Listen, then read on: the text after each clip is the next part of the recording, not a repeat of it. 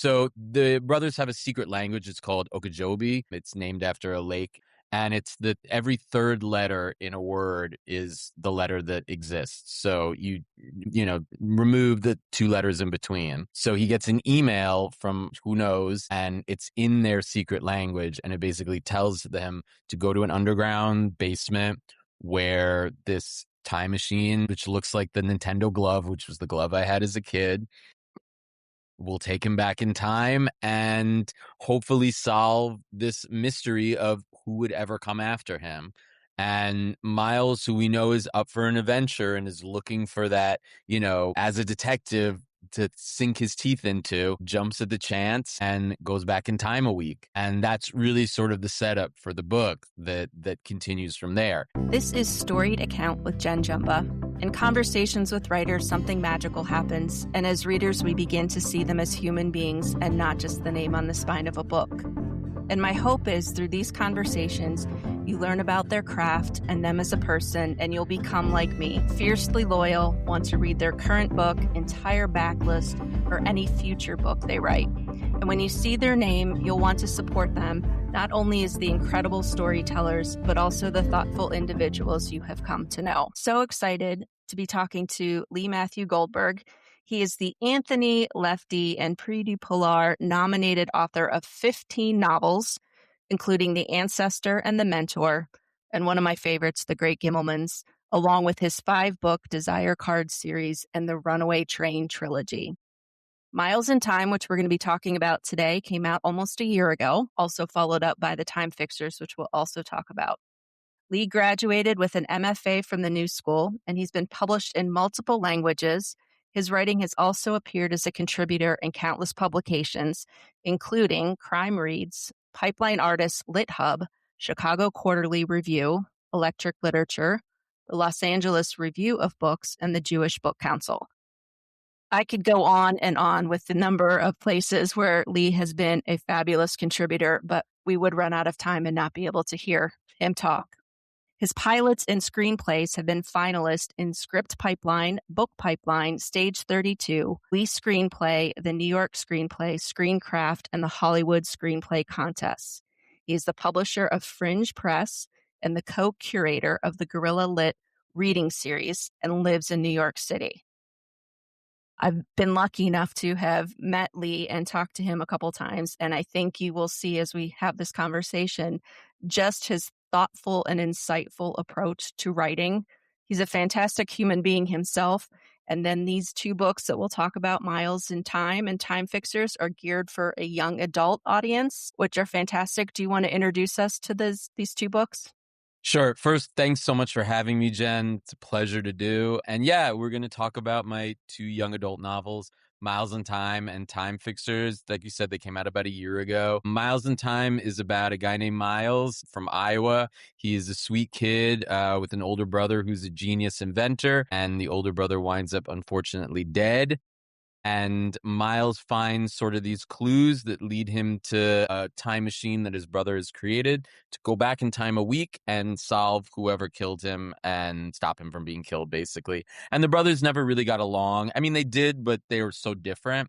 So the book is really about them, reigniting their brotherly relationship. And he likes a girl. He was too nervous to talk to her in the past while solving this crime because, the one thing I forgot, he's a budding Sherlock Holmes detective and he has his own detective agency. Yeah. Right. I mean, and so you talk about the brothers being 2 completely different. Simon is kind of buttoned up, this inventor, science proof, kind of keeps to himself and essentially likes to work around the clock. He's working on this top secret project, and Miles is freshman in high school. I think most of us listening can remember what that freshman year was like. It was a little bit awkward. We're trying to figure out where we fit in, who our friends are. He has a great friend, Kevin, who's Kevin, who's the most polarizing character according to Goodreads. Yeah, Kevin, a lot of people don't like Kevin. No, Kevin, I mean, we all know Kevins, right? We all know Kevin, a lot of people think Kevin says what a lot of us think, right? He's also, I mean, and I don't want to stereotype, but that teen boy that has this voracious appetite and he's always eating something, Yes. which is quite fun. Yeah, so he's kind of Miles's sidekick. And so they have this detective agency. They're budding Sherlock Holmes. So they're in the middle of Iowa. I mean, first of all, setting a book in Iowa when you live in New York City, how does that happen? Yeah, so I mean, we were talking to Drop before. This originally Miles in Time was written over a decade ago, and it's just like sometimes in publishing, it just took so long for it to, reach an audience. And I had been at my buddy's wedding in Iowa, in Cedar Rapids, Okay. Cedar Falls, the smaller one. And it just had such a cute, charming, small town, very positive vibe. Everybody was very sweet and nice. And they were so excited that someone was from New York and they wanted to talk about it and everything. And it just seemed like the perfect place to set this book where there's this like darkness that exists kind of in the underbelly of this, small town. And I've always, a lot of my stuff, is very influenced by like David Lynch, who was like a pioneer of that, like Blue Velvet, when this beautiful suburbia, and then there's an ear that has been cut off somebody's head that exists in that suburbia. So that was really the grain of Miles in Time, and the made up place Frontier, Iowa was just a perfect setting. Right. And so thinking of we're trying to cut our teeth as young detectives and, this agency that we create while we're, eighth graders Hmm. and going into freshman year when everybody is, and I hate to say it, judging, looking at who you Yes. are and Oh what you yeah. do and what you Yeah. wear. And are you cool enough, not cool enough? What lunch table do you sit at? And I just had to chuckle because their biggest cases so far has been missing cat. And Missing dare I say it's cats. the same missing cat.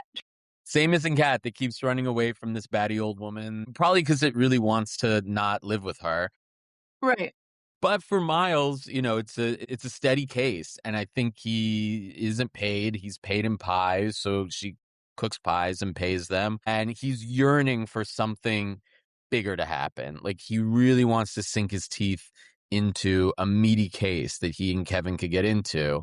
The problem is he doesn't realize what the case is about to be, which is more horrific than he could ever imagine because it involves the murder of his brother, basically. Right. Yeah, it's that whole line that I think you even mentioned in the book, be careful what you wish for. He's kind Yes. of bored with the missing cat, the same missing cat. And Mhm. then he's sleeping because it's early in the morning and he hears a Mhm. bang and goes down the hall to find that his brother has been shot and killed. Yeah, And yeah. It's and horrific, tragic. We know this in the first, yeah, chapter or yeah. two. Yeah, it was something that I why you have to be so careful. These young readers, it's very different than writing adult thrillers, which is, really my bread and butter. But kids really, I mean, like when I was a kid, I was watching everything. My parents Exactly. did not have there like I was watching Halloween when I was really little.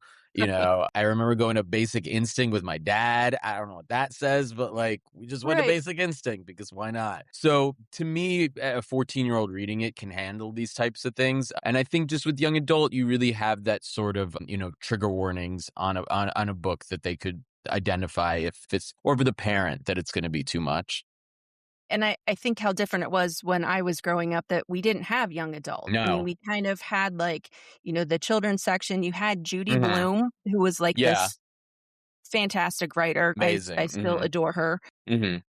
But this mini bridge, and next thing you know, you're reading the adult stuff. You're reading Dean Yeah. Koontz and you're reading Sidney Sheldon and you're reading Danielle Steele. And so I the wrote fact that you have I wrote a book report in 6th grade on Bright Lights Big City. it's fantastic. It was like, cool, Wall Street, cocaine, why not?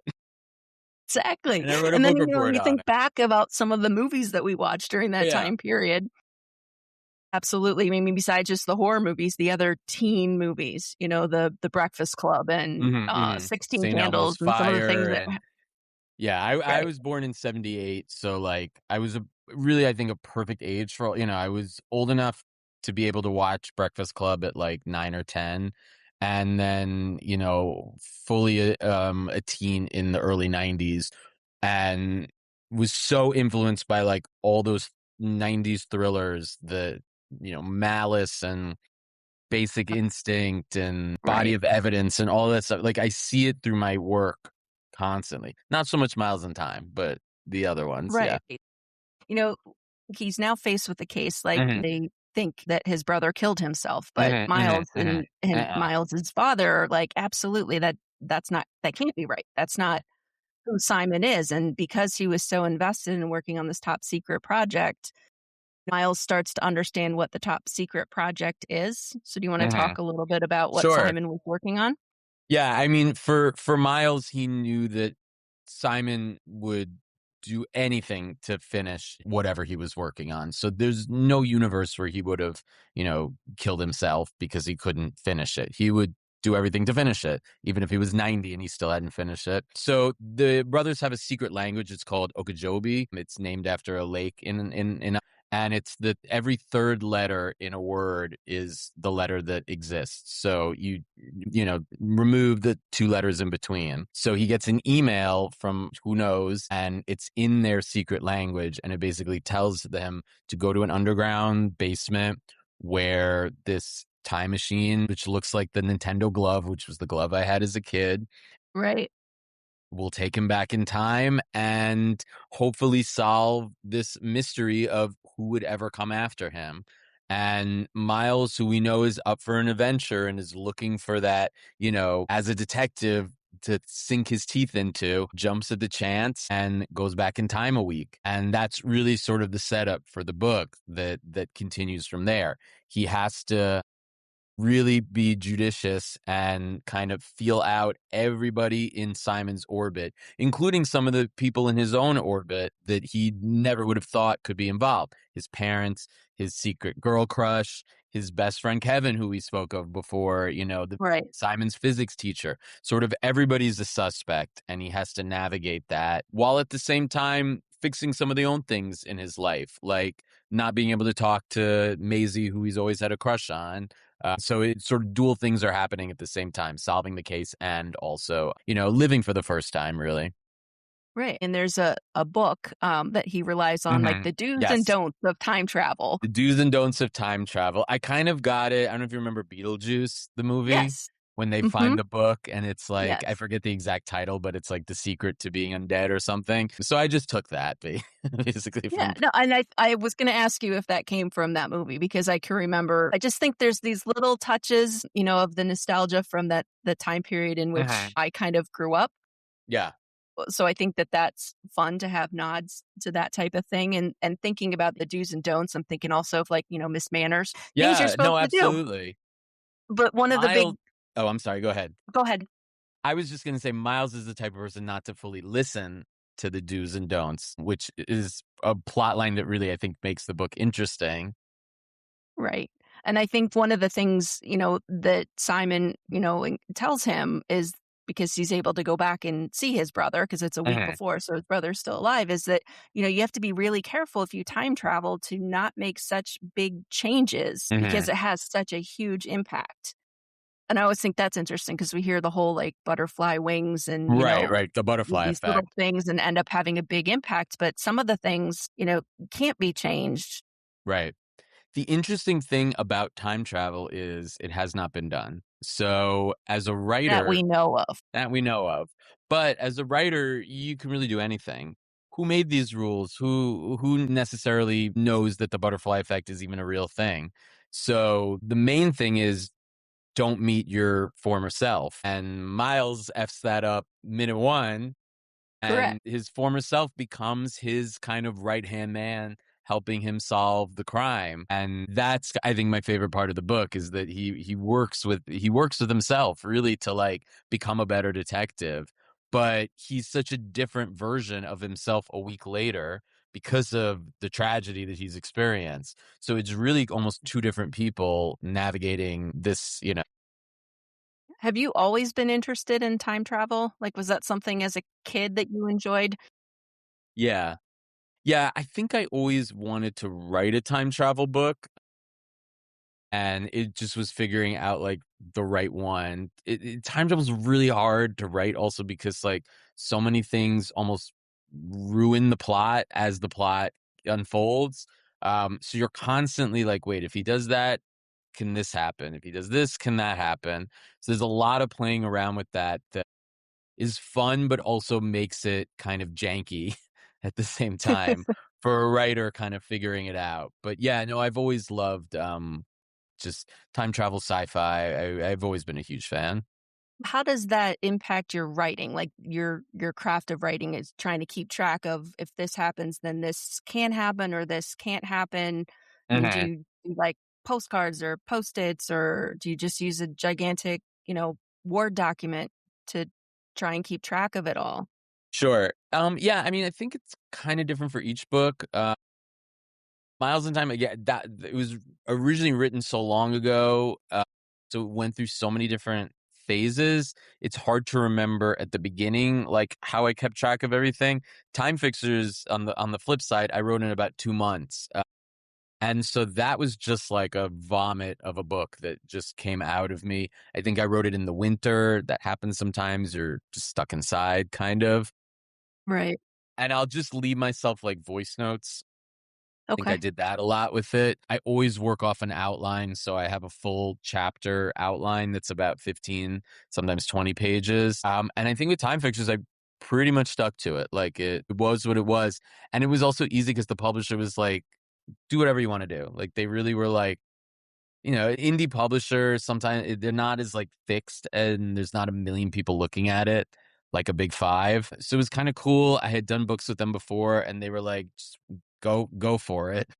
Yeah, I think it's a great I think both of them are great, and I think they really complement one another. Yeah. I mean, going back and, you could do anything if you can time travel, Yes. and they choose to do something good with that ability to time Mhm, travel. mhm. First of all, Miles going back to figure Sure. out, which we Mhm. won't give any spoilers, Yeah. who ended up killing his brother and why. Right, right, And right. then in Time Fixtures, Miles and Simon are growing up with parents. Their dad is this inventor that Mhm, also teaches. And mhm, then, when he's done in the classroom, he immediately comes home, goes to the basement, and he has mhm. just piles of things that have just never quite worked out, Nope. including butter in The a butter lipstick stick. applicator. Yeah.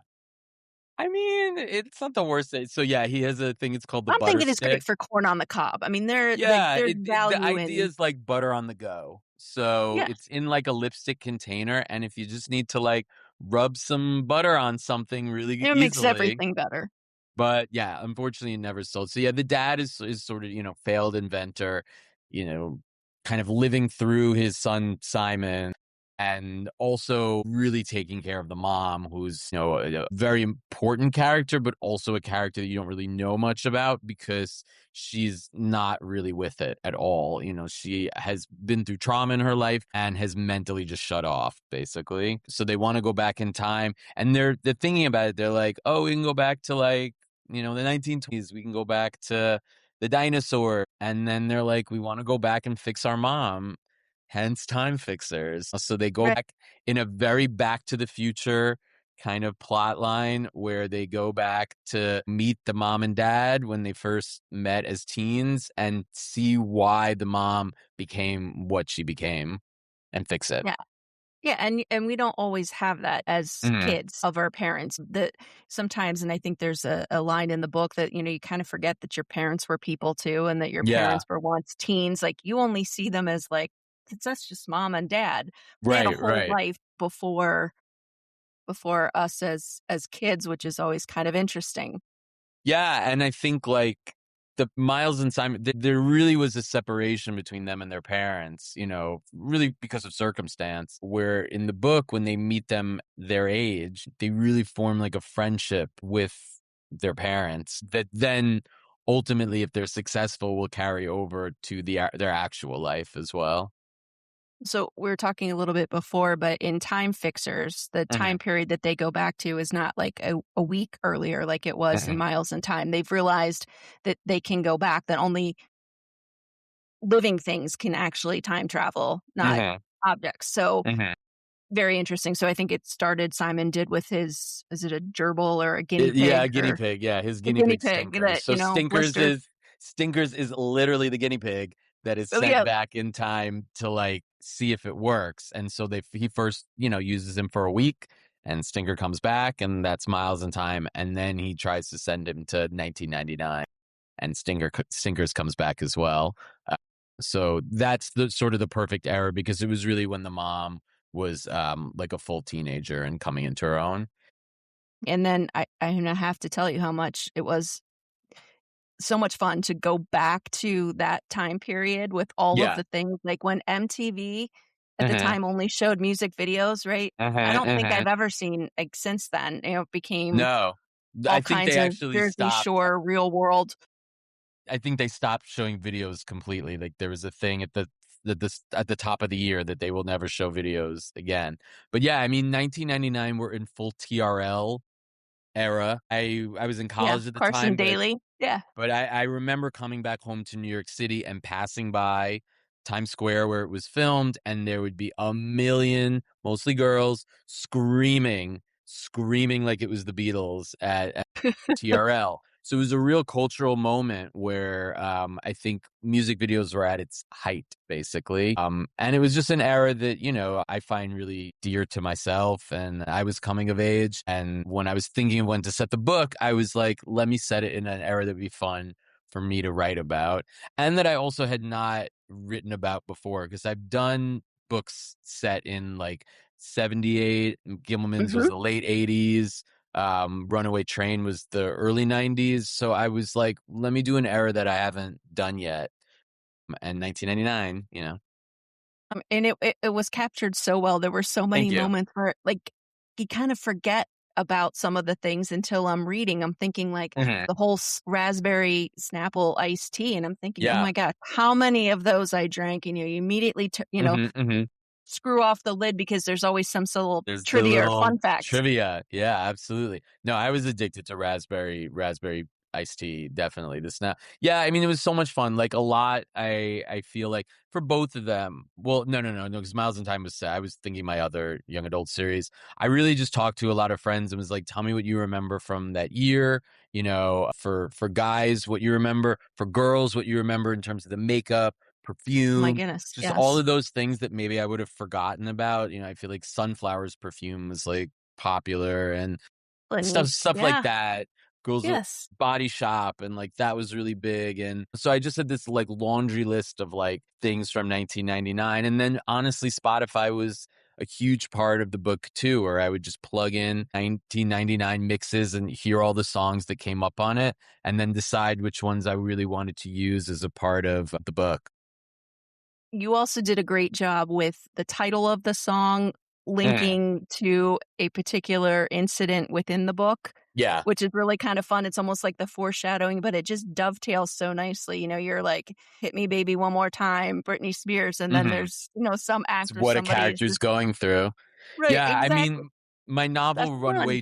Runaway Train and the sequel Grenade Bouquets because they're set in the world of basically somebody becoming a grunge singer and just like almost the behind the music of the band or the books. So each chapter was a different song from that era. So I was so used to like doing that that it just came very easy for time fixers. I didn't want to make it chapter headings because it wasn't fully about the music, but I'm glad that you picked up that it just kind of seamlessly flowed into the novel throughout. It's very clever, in Mhm, terms of mhm. of how it's done, which it doesn't have to be a chapter heading. I think it's much more fun to read it as it's embedded within the story and the action or the scenes that are Mhm, happening, for mhm. sure. It's kind of Trickiest part is doing it so you don't use the lyrics and then have to pay money for hey, the pay royalties. Yeah, yeah, yeah. Because it's that I did it for Runaway Train where I got Soul Asylum to sign off on. Yeah, wow, I dealt with their manager. He was amazing. And it was less expensive than you would have thought, but it also took a really long time to like find the right person and everything. So with this one, I was like, I don't even want to. I don't even want to bother. right. Yeah, so it's super fun. Then I start to think about the things in '99 that I'm glad stayed in '99, Yes, that yes, didn't come forward, some of the fashion trends yeah, that I yeah. thought for sure. Forever, not so much. Although you never know, fashion always kind of rotates back, and I feel like the aughts are really kind of big again now in fashion. Yes. You see that. If shoulder pads come back, I'm done. Shoulder pads, yeah, okay, that maybe not, but like, the bagginess, the Yes. baggy jeans and like Fluorescent big colors. sleeves and fluorescent colors has kind of come back. So 99, while not the pinnacle of fashion. You see But a little here and there. yeah, which is always quite fun. Mhm. So, this time when they go back with time fixers, now you have Simon who's really able to help because he understands what the mission is, whereas he Yes. doesn't understand it in Miles and Time.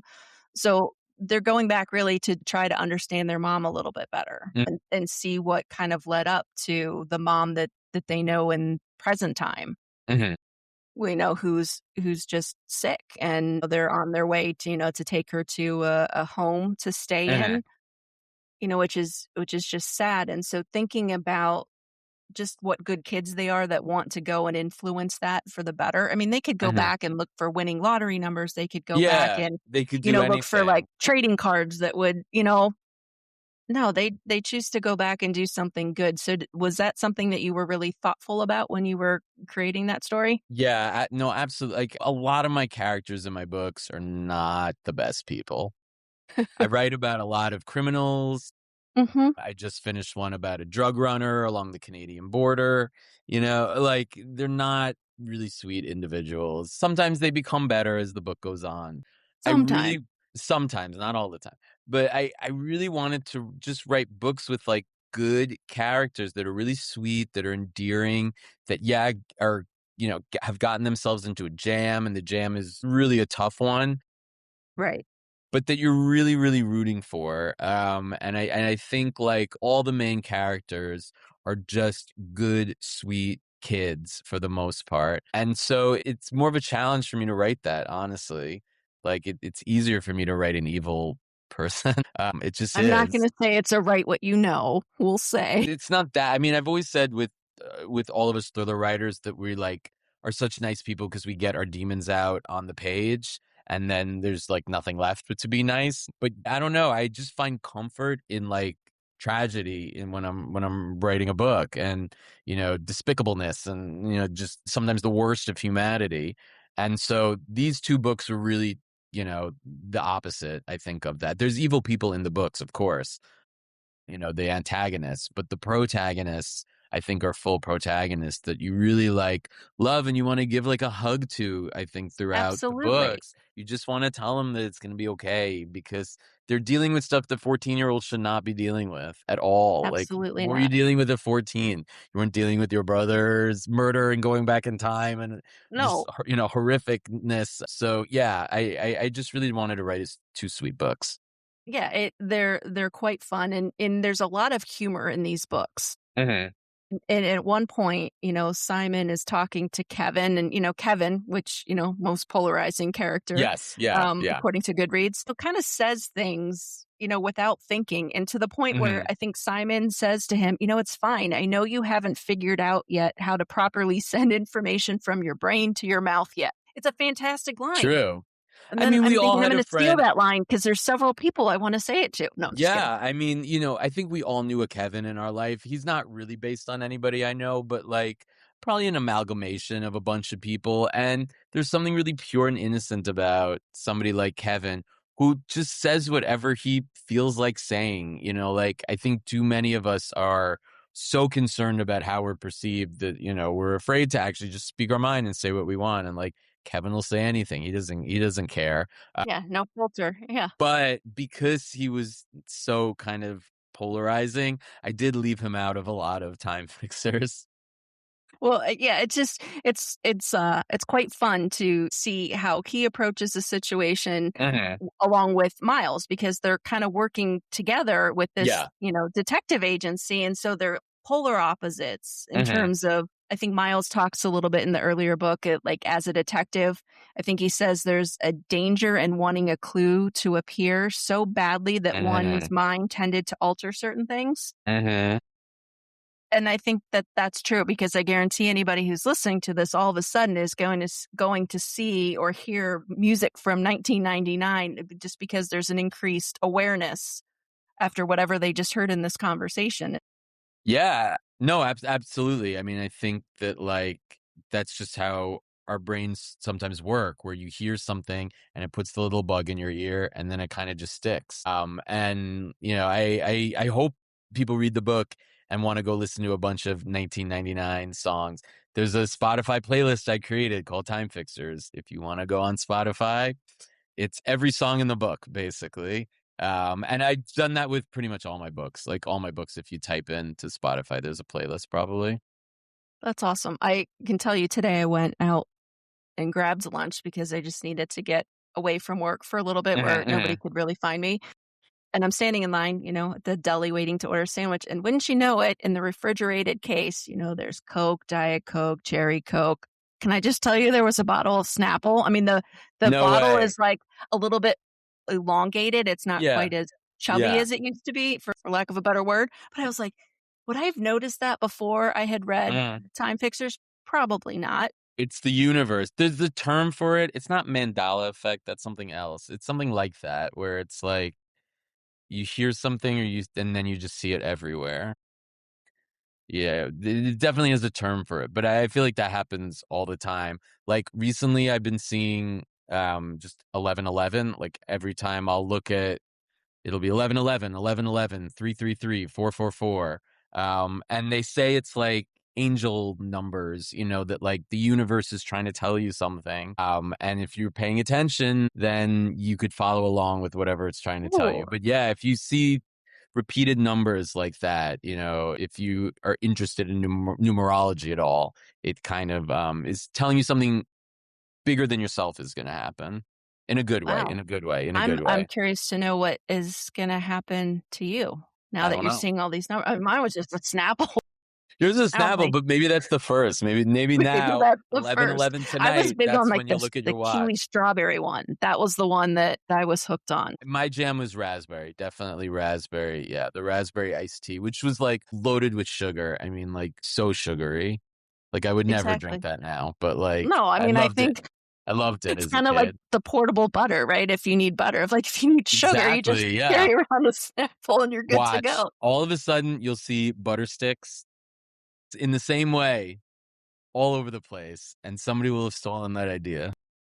Oh, I can't even imagine. And then there's, like, the interesting dynamic that happens in this story between Simon and his father. I mean, Mhm. his father is basically, I don't wanna say a failed inventor, but hasn't really come up Yeah. with something as big and epic as a Mhm, time mhm, traveling machine, which Simon mhm, has done. So, the tension of having your son, your child be so much smarter than you, mhm. and how that affects a little bit of the dynamic in that family. Yeah, I mean, I think there's sort of two thoughts to it. I think he's obviously proud of Simon, but he's jealous of Right. him. I mean, he wants that for himself. And in some way you're like, well, but I created this, so, like a part of me has ultimately made the time machine in and of itself, but I'm sure it's a hard pill for the dad to swallow. And the dad, he's a strange guy, he's a good person. He really wants the best for his family, but he's also gets ahead of himself in a lot of ways. Like he can't get out of his own way, basically. I'm thinking about some of the other, like, there's a do's and don'ts of time travel. There's almost like a do's and don'ts that Miles is kind of composing in terms of being a detective, because he Mhm, also talks about another skill that's important as he's this newly emerged detective is knowing when to step back when someone was clearly not ready to give information and to mhm. question them again when they were primed to offer up some nuggets. Nice. And I thought, "My goodness, that's just true in life in general." Like, Yeah. there Oh, are yeah. some people who are just constantly, "Why? How about? What do you think?" And it's just like, Mhm. you know, You have to "Give me a let second." Yeah, especially if you're looking for answers, you have to let people, give those answers, basically. So, it's interesting because he's such a different detective in Time Fixers than he is in Miles in Time. Miles in Time was like the origin. And Mhm. then Time Fixers is almost like the superhero. He's learned so much in a short amount of time. I think it's about a year and a half that passes between the two books. So he's really come in of his own as a detective. And the Time Fixers one is an even harder challenge in some ways. He has to, fix his mom, but also there's some really shady stuff going on that connects to the first book that he has to fix sort of once again. They figured out in the first book who was the killer, but that killer was a peg in a bigger kind of conspiracy. And the bigger conspiracy is bigger than Miles could even imagine. We talked a little bit earlier. I mean, just I'm a fan of your work, period. Especially these two YA books. Like, I wish these books would have been around when I was growing up. But then I think Yeah. I'm way more older than a young adult, and I still love them. So I think they're great books. I'm hoping that parents will read them with their kids and maybe talk a little bit about some of the things that are happening. Who knows? But I also know your background is has screenwriting. Hmm. So, how does that influence these books? Because they captured such a great atmosphere, Yeah. um, that I'm just wondering how that influences when you write a book versus because I know screenwriting is completely different, even though you're still telling a story. Hmm. Yeah. I Can you mean, talk I about how think, that influences? sure, sure. Yeah. I mean, my screenwriting influences all my books. All my books I picture very visually. I'm a very visual writer. When Okay. I'm writing, I leave my body and I go into the story for hours sometimes. So I'm fully in the movie. And I also want all my books to become TV shows and movies. So I'm always thinking about that as a part of the book as well. I see the book as sort of the beginning and hopefully of a bigger picture. So yeah, these I really want it to be as visual as possible. They should be. They're time travel books. There's action. There's intrigue. There's a lot going on. These wouldn't be like literary novels. It wouldn't, it wouldn't work for them. So yeah, I mean, I'm always thinking as visual as possible. I took a screenwriting class at NYU. I didn't go to NYU, sort of later in life when I really was looking to do this, and it really helped me strip down my writing as much as possible. And I think it then really helped a lot of my prose writing as well, that it was maybe a little flowery and it could really be pared down. Because I never want somebody to be bored. I always want the pages to be turning and for the action to always be happening and for the thrills to always be happening as well. So I think they really like play off of each other, the prose and the screenwriting. I mean, I kind of see it as almost like a cross between like Back to the Future with some Hmm. Stranger Things and Yeah. just it's just an incredibly atmospheric even your description of how they travel through time in that space that they're in. I Mm-hmm. just think so well done that I absolutely they have to be picked up. They have to be a series because I think This kids is would a love them. I think adults would love them. This is a little random tidbit, and it has nothing to do with young adult anything, but, like, I did a trip where I did ayahuasca, and that was kinda what I saw. So Good it to know. Yeah. Yeah, just a little yeah, I went to the Amazon about 10 years ago, and I did that, and, like, that tunnel was a part of the trip, and I put in the book. Yeah. Well, so you come by it honestly, we'll just say, you know? Yeah, it's research, It you was know? research. I was actually researching a different book when I went for that. But yeah, I remember that as like a moment where I was like going through a tunnel and it still stuck with me so many years later that it became a part of that book. Yeah, there's some collaboration from Simon's teacher, Hmm. in high school, which is really kind of fun to see that dynamic, and then the other thing, I mean, speaking of characters in the stories, is Simon's quote unquote friends, this trio that he's friends Yeah, with, you know, um, Quentin and, Linda and, think Ellery Ellery. Ellery. Yeah, yeah. And just one of them collects a jar of something, and I think I, like, gagged when I read it, and then Yeah, I I was mean, Quentin, I think that's the character. Yeah, Quentin. uh-huh. Yeah, he collects scabs, so he's an odd duck. He's also sort of like a poster child for like a Columbine where you could perceive him as somebody who would maybe cause trouble, but in actuality, he's the one who kind of gives Miles what he needs towards the end of the book. So he becomes almost like a savior in and of himself, even though he's perceived by everybody as like the weird loner kid who's just really smart. And I always like to kind of turn characters on their head, like, you're never who you are. You can't judge a book by its cover, and that's the character Quentin in a nutshell. Yeah, I think that's the fun thing with reading books is being able to kinda see inside a little bit, Hmm. kinda what makes people tick, and, you think somebody's gonna be one way, and they might be, but then when there's something that's set in motion that typically influences how people Hmm. choose to Hmm. act and behave, you would think, like, what is it, character is revealed when times are tough or something to that effect Right, because you're right, never thinking, right. "Great," but then you truly see, like, the person you thought you'd want in that foxhole? Heck no. I mean, I And think the other person you thought for sure was gonna, be the one that went AWOL is right there beside this is you, the so it's one. I yeah. think especially for, kids, teens, young adult, you're so easily perceived as one thing. You're a jock, you're a cheerleader, you're the theater kid, you're the burnout, like we're so put in categories at that age. And even at the beginning of Miles in Time, it's how the cafeteria is really divided for the most part. And then there's Miles and Kevin who like don't really fit into anything. And I think that's a real feeling that like a lot of kids go through where they're like, still trying to figure out who they are, so they can't really be like, I'm this, I'm the cheerleader. You don't even know yet.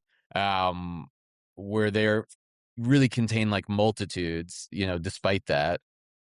I think, that's the cool thing, is them trying to figure that out because when we're all layered and nuanced, Yes. which I think is really cool. And if you take the time to really get to know somebody and ask great questions, and if somebody is like, I have to think about the detective skill, like when they're ready to give information, when they're primed to offer up some nuggets, right? Then you Mhm, have these mhm. great conversations. And to your point, that they're not all one thing or another.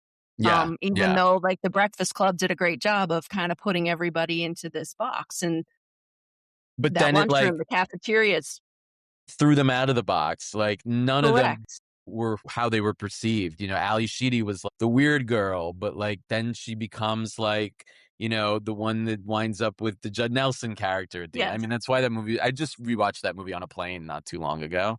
Oh, So I it's I still cannot pretty like every fresh. time it's on, I have to watch at least It's like a great. little bit of it. It's great. I think St. Elmo's is my favorite of that Ooh, era.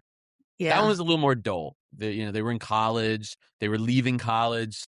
We're a little bit outside of high school. But yeah, give me any 80s, 90s. I'm in. So, is there anything that I haven't asked you that you want to talk a little bit about when it comes to these books? I mean, all your questions were fantastic, Jen. Yeah. These books were just like a really fun departure for me. I don't know when I would write another young adult book. I don't know if Yep, I'm sure I will at some point, but I think I was telling you before, it's just a lot harder to market and I don't really know the market. So I found it was tough to get these books like out there to people. So, I would love to write another one, but I just don't think that's in the cards right now. Yeah. right now. I was gonna say, we'll Right say now. yet. Yeah, Right no, now. but I and that mean, just there's shows how talented. I mean, you're writing, young adult books, you write adult books with, more adult themes where not mhm. everybody is a nice person. Yes, Uh, yeah. I'm just and about there's to some start, I was outlining it today in the park, like a full horror novel, like the I've never fully written full horror. This one's full horror, but I wrote a draft of it when I was 18, and then I found it this winter and reread it, and so I'm going back and closing the circle on that one. very cool. When can Yeah. we expect that to happen? I mean, I don't know. I have to. You It's still have to written. finish. It's Yeah. written, and what's there is better than I anticipated. So I knew I wrote this, and I had reread it maybe like 10 years ago or something. So it's really all there. I just need to make it better. But it's about a woman who kills her husband because she's in an abusive relationship, and then she hitchhikes with this guy that picks her up on the side of the road. He's going to California. She goes with him. They fall in love, but she believes that her husband can never die because he's literally the devil. And they get pursued by just the worst of humanity and society as they go on this road trip and fall in love. And you don't know whether she's crazy or if legit her husband was the devil. And the guy has his own demons and his own everything. So it's like Natural Born Killers meets The Exorcist meets that Elizabeth the movie Invisible Man, the Blumhouse movie a little bit Yes. on this kind of road trip to hell. Yeah, and that's where you really get to know somebody is when you're on a road trip, When when you're you're in a road confined in trip. a car. Yeah. In the 90s because that's when it was really written for the first time. So I don't want like cell phones. I want it to be Yeah, in this was great 96 when too. I When they wrote went it. back, they had no cell phones, they had no Yeah, it's social fun. media. And Cell then phones Miles makes can a comment really like that's all people want is to be on these goofy celebrity reality do. shows and do Yeah. selfies. So, Cell phones ruin a lot of plots. So certain things, it ends the plot really fast. Where if the cell phone didn't exist, there'd be a whole plot that could happen. So for this book, I just didn't want it. yeah, so there's no GPS, right? There's There's no no cell phone. GPS. They're in like a beat up Honda. Yeah. I can't wait. Yeah. So Did we'll you see. always know you wanted to be a writer? I mean, if you wrote Yeah. this when you were 18, this is something that you Yeah. I mean, since I was like 4, I've been writing. And when I was like, I went to a Quaker school, a friend's school. So we were in like the 8, 9s. It wasn't like third, okay, fourth grade. It was like 8, 9. okay. And I had a wonderful teacher, Linda Chu, who still teaches there, No way. Yeah, yeah, yeah. I think, oh no, she retired last year, but like very, very close. And we had to write like a diary entry every day, like a journal. And I went up to her and I was like, every day's kind of the same. Like I play basketball with my friends, I go home and I play with my dog. Like, aren't you getting tired of reading that a little bit? And I was like, I have an idea of a book where my dog gets caught in this like haunted house of like craziness. And she was like, go for it, write it. And so it was like 100 something pages by the end of the year. And I was like, yeah, I kind of want to do this. This is really cool. And then my senior year, the school had a novel writing class because it was like a cool Quaker friends school. And my Wow. favorite teacher was teaching it. And I wrote this horror crazy novel. And at the end of the year, he was like, send this to me over the summer and like, I'll help you edit it. And you should be doing this for a career. Good for you. Yeah. So it means a lot. And I mean, I've seen him since, like I've done an event at the school and I love Mr. Byrne. But when I finished this one, I'm going to like really tell him that I finished the book that you helped me edit 30 years ago, Yeah. basically. That's Yeah. that's awesome. I'm sure he'll Yeah. be super happy to hear that. He's going to love it. He's very thick Irish accent and he's going to be like, you're still fucked up. That's awesome. But it's amazing how somebody can say something to you and it totally influences and essentially changes the trajectory of your life. Completely. I knew Yeah. it, and I remember being like, "No, I know that," but I needed to, like, hear it from somebody that wasn't like my parents, who were always like, "I love your writing, it's great," but, like, that really meant a lot, and he was like, "I'm not telling anybody else that from the class." He's like, "Only yours, send to me over the summer." And I was like, "Okay, something's going on here that, like," So, yeah, it's been my dream career for my whole life. That's awesome. I think Miles makes mention of like being a detective. He says that Mhm. I believe it's what I was born to do. Yeah. And he's really pleased when somebody asks him questions about Mhm. being a detective and what he's learned and what he likes to do. And I think there's that outside influence that sometimes we're too close to something Yeah. and it takes that outside perspective to say, yeah, this is what you need to do. It's why I'm a Yeah, I mean, I librarian, think, you know? like, whatever it is your passion, I think to have that support and this, especially like a teacher to kind of guide you in that direction, I think is just so important. So yeah, I really like thank both those teachers for giving me what they gave. I'm sure I would have found my way to be a writer, but who knows? Yeah. And I just think like with your work, how many, kids are reading the books and thinking, oh my gosh, I want to do this too. So, Yeah, I would it's love that that. ripple effect. Mhm, mhm. Yeah, I mean, I think that's the really rewarding thing about especially writing young adult. It's why I probably will write another one at some point because you really could, shape a reader at that age where, adults were like bitter. Do you remember what book it was that you read when you were growing up that kind of captured your attention to make There you was a think more about few. writing? Yeah, I mean, I loved Bridge to Terabithia. That was like, God, that you broke my know heart, yeah, ripped I my mean, heart out, that's just trumped on it, still couldn't put it back tragic and together. beautiful and like, Yep. that one really just floored me. I Mhm. loved this was I think a little younger. It was called Banicula and the Celery Stalks at Midnight by Okay. James Howe. And I think a husband and wife wrote them. I think it was James and Deborah Howe. I might be one of their names wrong, I but think you're like, right.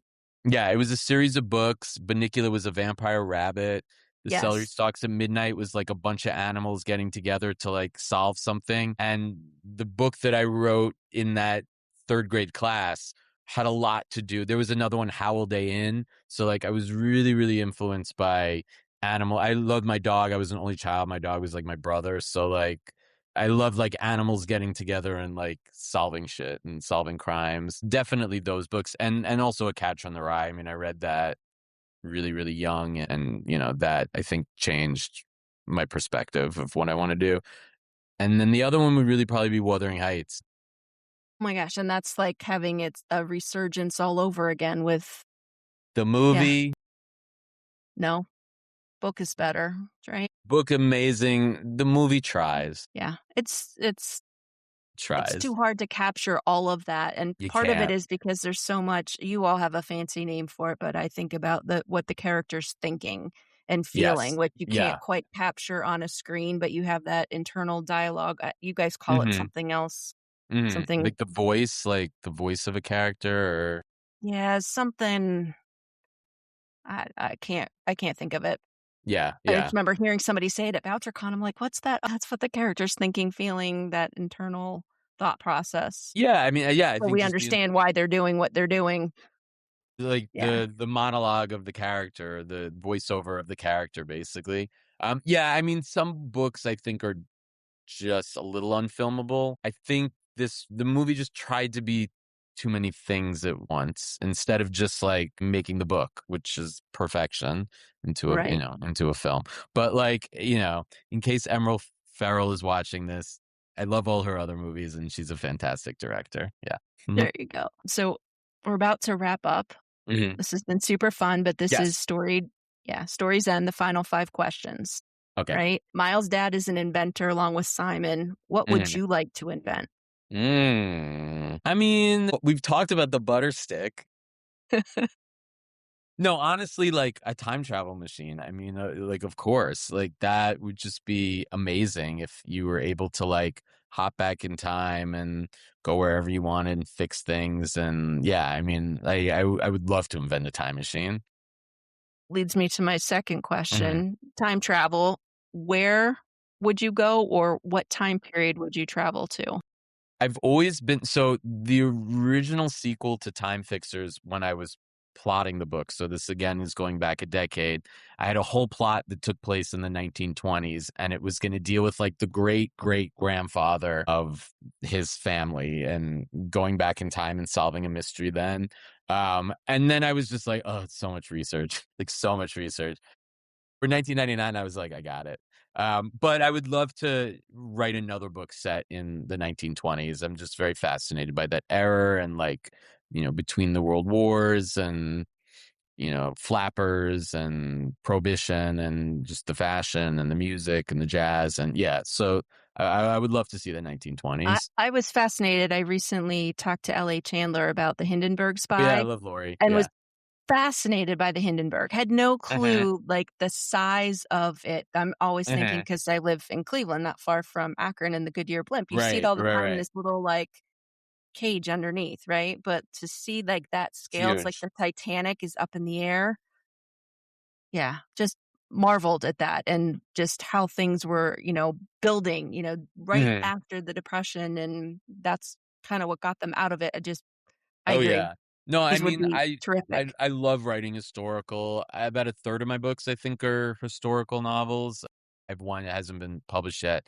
It's set in 1937 in New York City and the rise of the advertising agency. It also deals with like pre-World War II and Nazis, and it's a very, very heavy book, which is why it's not the easiest of sells.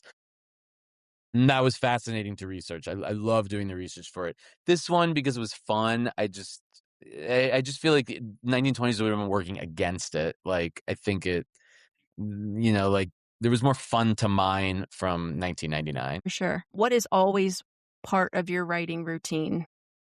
So all my books, and I was there today, I've written a good chunk of them at my tree in Central Park. I know it's not my tree, but it's my tree. And today was the first day that that area was like open for the season. And I got to go and give it a big hug. And I was working today just Aw. at my tree, working on an outline for the horror novels. So like it made my day. That's awesome. Posters hang on the walls in the bedrooms of both Miles and Simon. What Mhm. posters did you have on your wall as a That kid? is a great question. I was obsessed with Terminator 2, so I 100% had a giant Terminator 2 poster, and I also love 90210, and I think I had a poster of, like, Kelly and Brenda together, like, before they got in a fight about Dylan, like, that Yes. era. Yeah, that era, like, Yeah, when they Kelly. all got along. Yeah, where they still got along, so, like, early Kelly and Jenny Garth and Shannon Doherty. Yeah, Yeah. definitely. Then the final question, and I know music is important to you, but what song Mhm. would you always put on a road trip playlist? I mean, my favorite song of all time is my favorite artist of all time is Bruce Springsteen by like a long shot, and I would have to say Thunder Road is my favorite song of all songs. Good So call. like, definitely a lot of Bruce songs, but yeah, I mean Thunder Road is the best. Epic.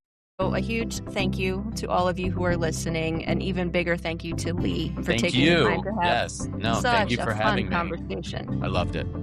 Yeah, absolutely. For those of you who have young adults, no young adults, or even a young adult at heart, make sure you pick up Miles in Time and then The Time Fixers. Yes. He has also written books for adults, including one of my favorites. I know we talked a little bit about it before, The Great Gimmelmans. Fantastic. And then to find out who else is visiting, go to storytocount.com. This is Story to Count with Jen Jumba.